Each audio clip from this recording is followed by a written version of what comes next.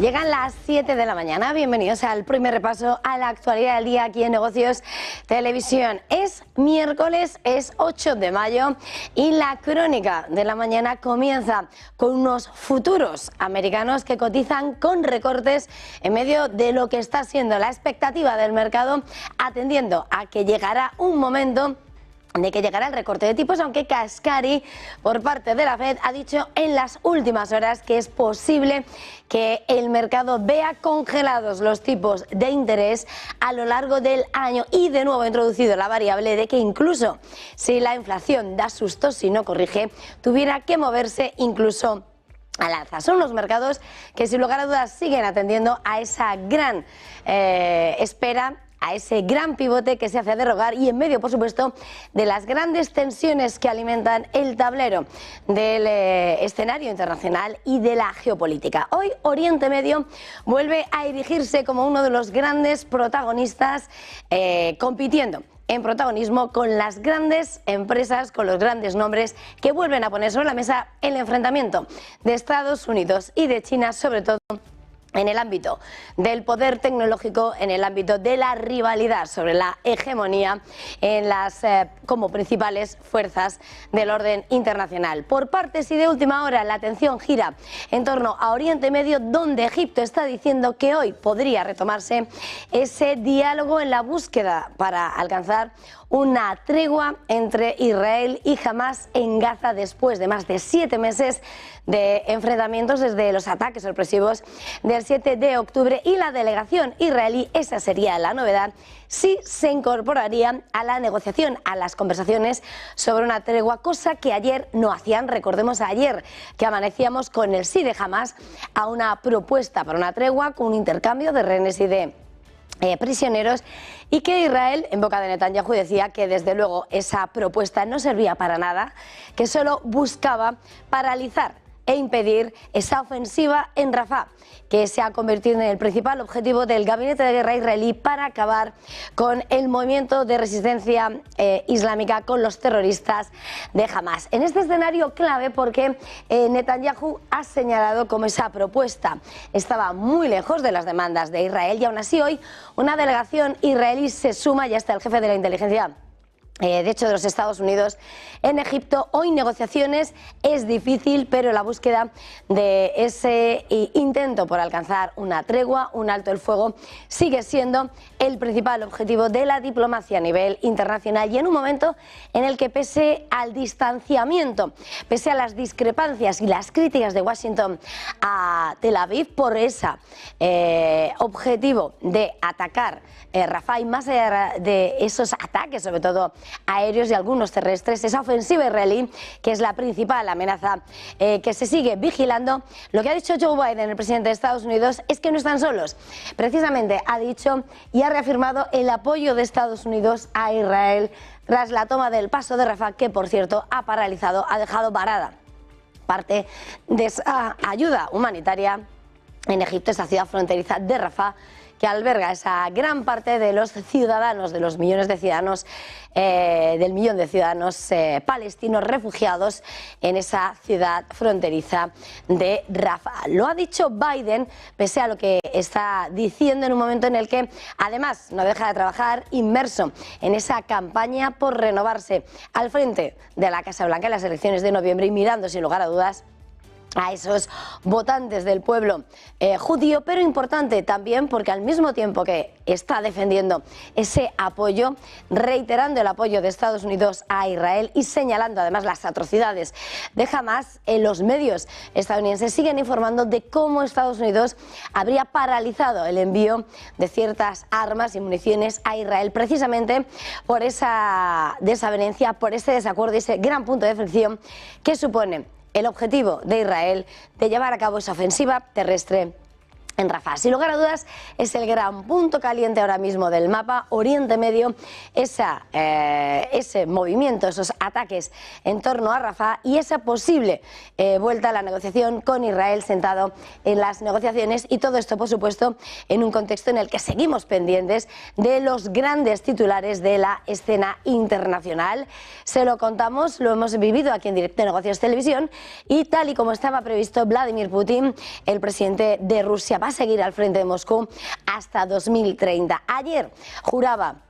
y tomaba posesión de su quinto mandato, señalando y reconociendo que vivimos tiempos difíciles en todo un escenario propio de los zares de la antigua Rusia, en uno de los grandes salones del Kremlin, 2.600 invitados, y señalando cómo es un gran pueblo, el pueblo de Rusia, que actuando unidos van a ganar, y con ese mensaje claro a Occidente de que por parte de Rusia el diálogo siempre está en la mesa, pero que depende de Occidente si lo que quiere es hablar o enfrentarse con el gobierno de Rusia, con el gobierno de Vladimir Putin, que, como decimos, ha iniciado su quinto mandato, erigiéndose, por tanto, como el gran protagonista de las últimas horas y señalando lo que va a ser las siguientes pasos a seguir en ese discurso de confrontación con Occidente y con la OTAN. Por cierto, que en las últimas horas Xi Jinping, el gran aliado de Putin, ha seguido con ese viaje por Europa, el primero en 5 años, y tras esa visita a Francia, a su gran punto de llegada, ha llegado a Serbia. Llegaba en la noche del martes en una visita que además coincidía con el 25 aniversario del bombardeo de la OTAN a la embajada de China, en el que murieron 3 periodistas del gigante asiático. Y en ese escenario Xi Jinping ha señalado que China es una gran defensora y firme comprometida con la paz, pero señalando cómo no va a permitir que se repitan tragedias históricas, y en un momento en el que ha señalado y subrayado los lazos de China y de Serbia, dice que aún así la amistad entre ambos está empapada en la sangre que los dos pueblos derramaron juntos. Es Xi Jinping, sin lugar a dudas, otra de las claves de la jornada, en un momento en el que, por supuesto, y con permiso de lo que están siendo los grandes protagonistas, llegando a China, llegan los 2 grandes representantes con nombre propio del terreno empresarial y de esa batalla que mantienen Estados Unidos y Pekín. Por una parte, de última hora esta madrugada, lo que hemos conocido es cómo TikTok ha demandado al gobierno de Estados Unidos, no por nada baladí, sino por ese proyecto de ley que incluía recientemente, que busca la prohibición de la aplicación o la venta por parte de su propietario chino de ByteDance. Dice que la prohibición viola la primera enmienda y que es la primera vez en la historia que actúa de esa manera el gobierno de Estados Unidos, con lo que busca y continúa sus esfuerzos para impedir que se lleve a cabo ese proyecto de ley en la aplicación de la prohibición o la venta de TikTok en los Estados Unidos. Y, por supuesto, junto con ese protagonismo está como Estados Unidos ha revocado licencias de exportación a Huawei para frenar el poder tecnológico de China. Sin lugar a dudas, lo que es esa guerra tecnológica, esos intentos de Washington por frenar el acceso a la máxima tecnología de China, quien sigue escribiendo páginas y páginas de tinta entre las dos potencias, y ahora, de última hora, ha llegado como el Departamento del Comercio de Estados Unidos ha revocado ciertas licencias de exportación a Huawei en ese movimiento por frenar el alcance tecnológico de China, y que además llega tras el lanzamiento el mes pasado del primer portátil de Huawei con esa inteligencia artificial, el MateBook X Pro, equipado con el nuevo procesador Core Ultra nuevo de 9 de Intel, y que ha despertado las grandes críticas por parte de lo que, sin lugar a dudas, es el objetivo, esa nanotecnología, esa inteligencia artificial que tanto enfrenta a Washington y a Pekín. Son los grandes asuntos, los nombres, las empresas que engloban lo que es la batalla entre la primera y segunda economía del mundo, pero hasta ahora el punto caliente sigue siendo Oriente Medio, con esas próximas, parece, negociaciones, con la vuelta de la delegación israelí a las negociaciones y con el claro mensaje de Netanyahu que la propuesta de Hamás solo quería impedir las operaciones en Rafah, pero que Israel va a seguir intensificando la lucha para acabar con Hamás.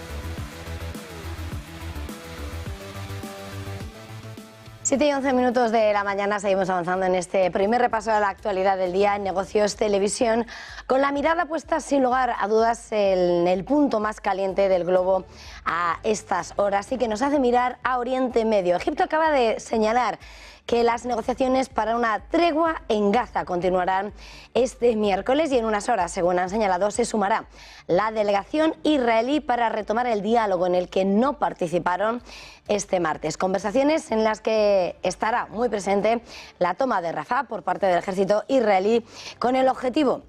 de tratar de frenar sobre todo esa gran ofensiva terrestre que prepara el gabinete de guerra israelí. Miles de camiones cargados de ayuda humanitaria se han quedado varados en Egipto, según la Media Luna Roja, tras la toma de ese paso crucial de Rafah. El ministro de Defensa israelí insiste en que las operaciones no se detendrán hasta acabar con el movimiento de resistencia islamista de Hamas o que se devuelva también al último rehén. Por su parte, el primer ministro israelí, Benjamín Netanyahu, ha dicho que el anuncio de Hamas de aceptar una propuesta de alto el fuego en Gaza buscaba solo torpedear la entrada de sus fuerzas en Rafah y añadía que eso, como ha estado claro, no ocurrió. En un mensaje en vídeo, el mandatario defendía la decisión de tomar el control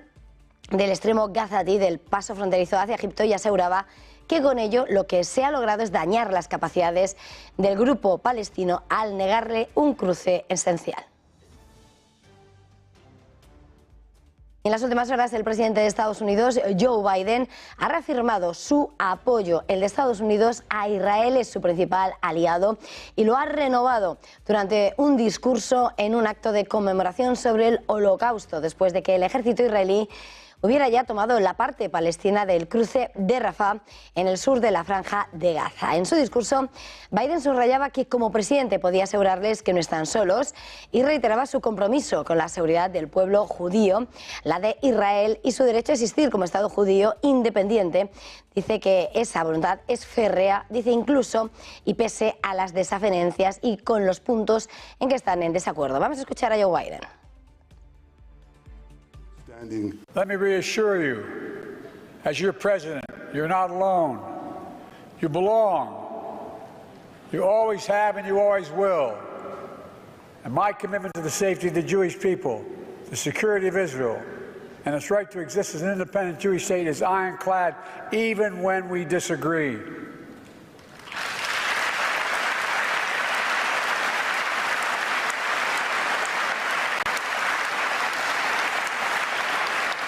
My administration is working around the clock to free remaining hostages, just as we have freed hostages already, and will not rest until we bring them all home. Palabras de Biden en las que renueva su compromiso, su apoyo a Israel, mientras que Washington confía en ese discurso del gobierno de Netanyahu de que se trata de una operación limitada, la de Rafah. Estados Unidos estima que esa toma del paso fronterizo de Rafah en el sur de la Franja de Gaza por parte de Israel se enmarca dentro de una operación limitada, puesto que el ejército no ha entrado en las zonas en las que ha decretado un desplazamiento de la población. El portavoz del Departamento de Estado, Matthew Miller, señalaba a última hora del martes que la operación militar lanzada el lunes tenía únicamente como objetivo el cruce fronterizo y que no se trata de una operación en zonas civiles que se ha ordenado evacuar. Insistía, eso sí, en que seguirán dejando claro que Estados Unidos se opone a una ofensiva militar significativa. Declaraciones de apoyo y advertencias, mientras, según siguen informando medios estadounidenses, Estados Unidos ha detenido el envío de material armamentístico a Israel.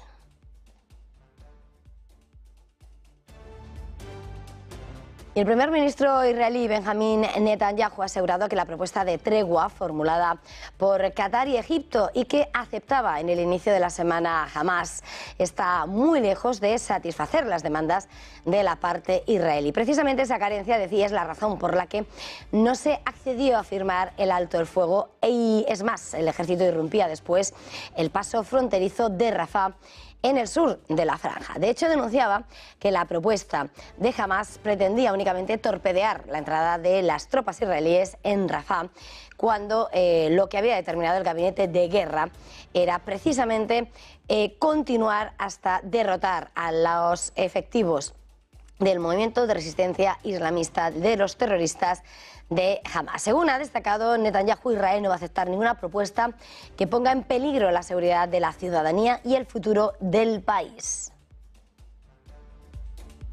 Y entre tanto continúa la presión internacional y los llamamientos a que Israel no lleve a cabo una ofensiva terrestre significativa en Rafah, esa ciudad que alberga esa gran parte de los palestinos desplazados desde que, tras los atentados sorpresivos del 7 de octubre de Hamas contra Israel, se iniciase el conflicto. El secretario general de la ONU, Antonio Guterres, ha advertido que un asalto a la ciudad de Rafah sería un error estratégico, una calamidad política y una pesadilla humanitaria. Vamos a escucharle.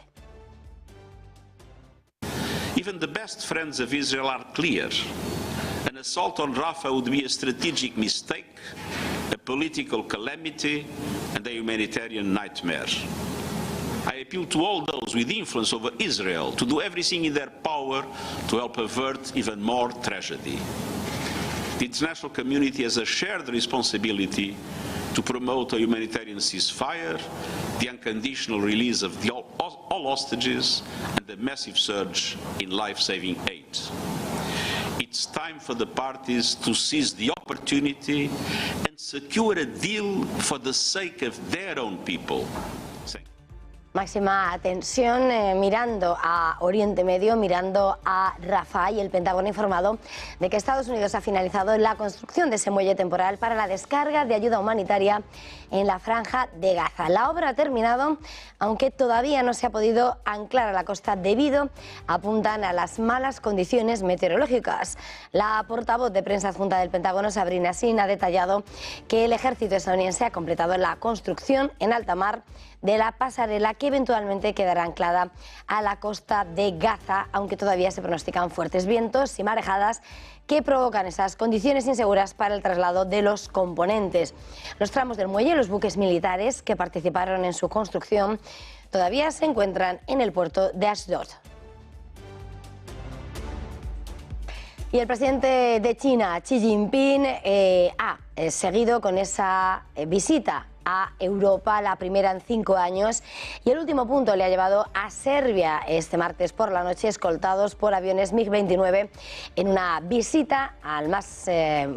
con la máxima seguridad que ha coincidido con el 25 aniversario del bombardeo de la OTAN a la Embajada de China, en el que murieron 3 periodistas del gigante asiático. Belgrado, después de Francia, es la segunda parada de la primera visita de Xi a Europa, que también incluye Hungría. En Serbia, que está considerada el socio más importante de China en los Balcanes, se espera que Xi discuta la inversión multimillonaria de China en el país y posibles nuevos acuerdos. El pueblo chino,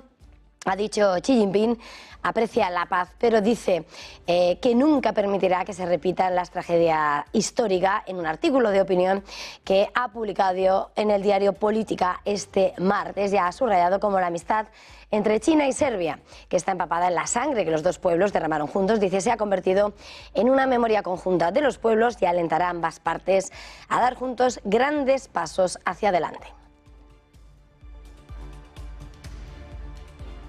Y si hablamos de Xi Jinping, hablamos del principal aliado de Rusia, de Vladimir Putin, que en las últimas horas ha sido el gran protagonista al jurar e iniciar su 5º mandato al frente del gobierno de Moscú como presidente de Rusia, en una ceremonia solemne en uno de los salones claves del Palacio del Kremlin. Putin juraba sobre el libro de la Constitución el cargo y reconocía ante 2.600 personas, con la ausencia de los grandes líderes occidentales, también de su principal aliado, de Xi Jinping, que se viven tiempos difíciles, y apostaba por un mundo multipolar. En un breve discurso en el que revalida e inicia su 5º mandato hasta 2030, Putin lanzaba un llamamiento a sus compatriotas a vencer juntos en el conflicto. Señalaba que son una nación grande y unida y que juntos superarán todos los obstáculos y que conectarán con todo lo planteado. Por otra parte, señalaba como Rusia siempre está dispuesta a negociar con Occidente, pero que depende, decía, de lo que hagan las potencias occidentales. Vamos a escucharle. mundial. Pero a la vez no negamos dialogar con los países occidentales, pero todo depende de ellos. Si quieren seguir desarrollando relaciones con nosotros o van a tener una confrontación con nosotros. Los asuntos de seguridad, estabilidad estratégica deben discutirse, pero sin fuerza, sin posiciones.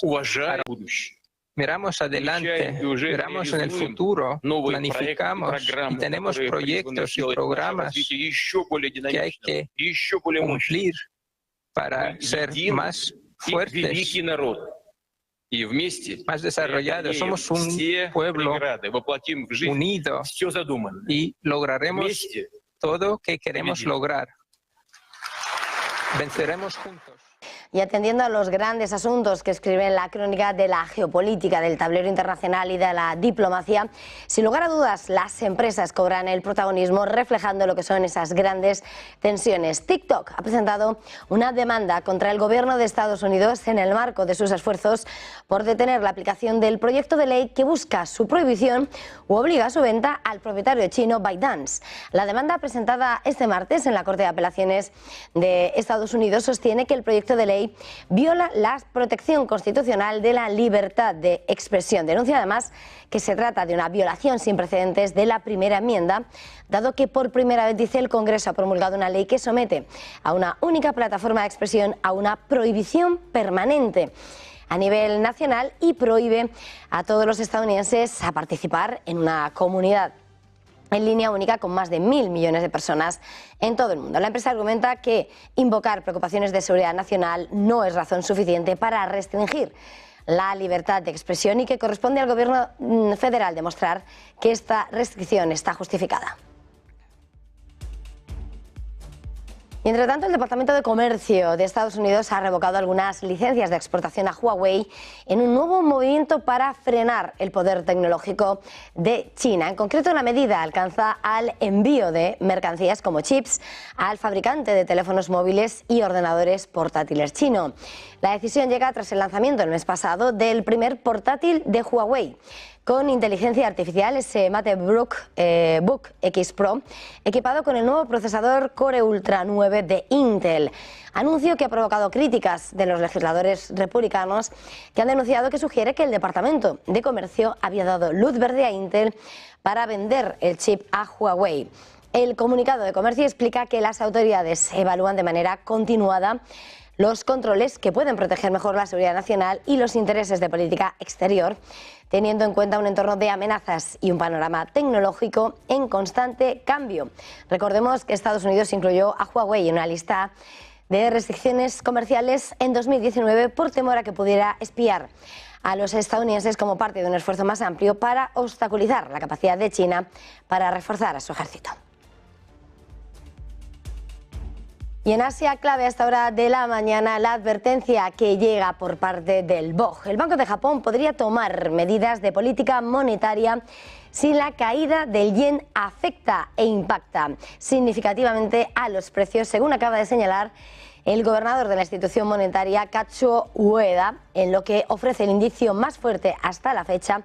de que las implacables caídas de la moneda podrían desencadenar otra subida de tipos de interés. El ministro de Finanzas, Shunichi Suzuki, también ha expresado la fuerte preocupación por el impacto negativo de un yen débil, como el aumento de los costos de importación, y ha reiterado la disposición de Tokio a intervenir en el mercado para apuntalar a la depreciada divisa.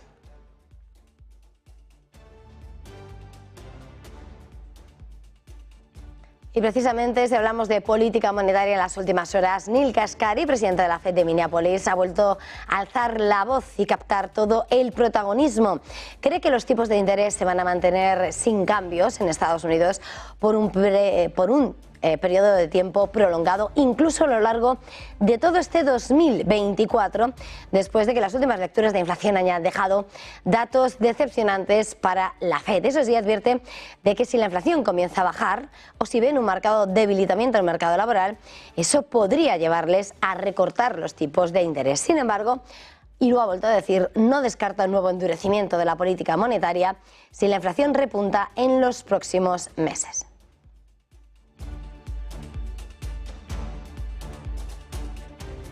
Y con todo esto terminamos este primer repaso. Hacemos una pequeña pausa y enseguida volvemos.